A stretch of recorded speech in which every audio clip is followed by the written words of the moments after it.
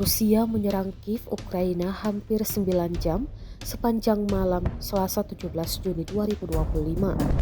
Moskow meluncurkan sejumlah besar pesawat tak berawak serang kamikze serta rudal jelajah dan balistik ke ibu kota Ukraina tersebut.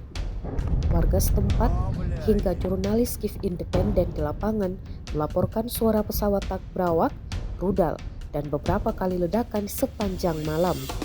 Angkatan Udara Ukraina mengonfirmasi bahwa Rusia meluncurkan 472 senjata udara dalam semalam, termasuk hampir 280 pesawat nirawak serang tipe Zahed dan 2 rudal balistik Kinzhal. Serangan itu terutama menargetkan Kiev. Pasukan pertahanan udara Ukraina dilaporkan menghancurkan 428 target udara, termasuk 239 pesawat nirawak Shahed dan 15 rudal jelajah Kh-101. 14 warga Kiev dilaporkan tewas di tempat.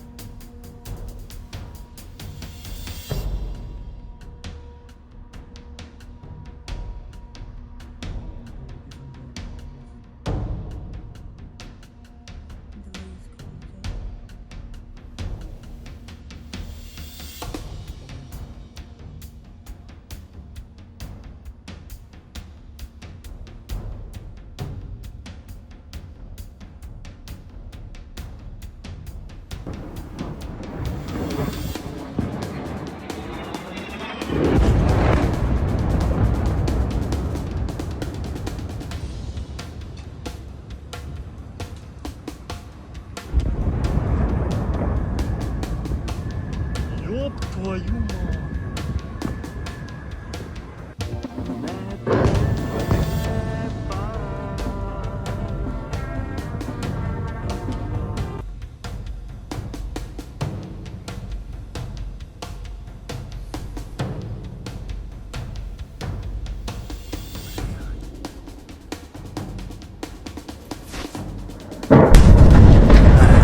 Сука, блядь! Пидоры, блядь!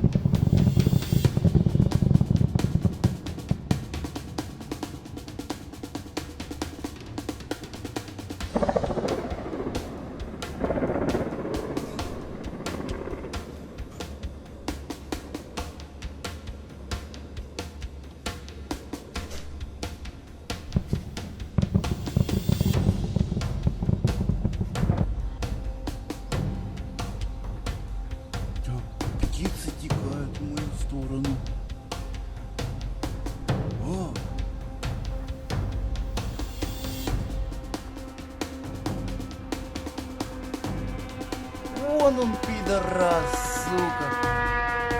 Эх, ты гандон.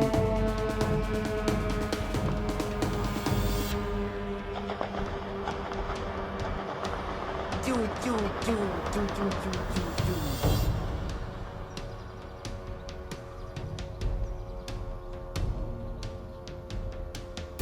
И полетел. А знаешь куда? На мое рабочее место, гад. Полетел. Да, вот туда полетел.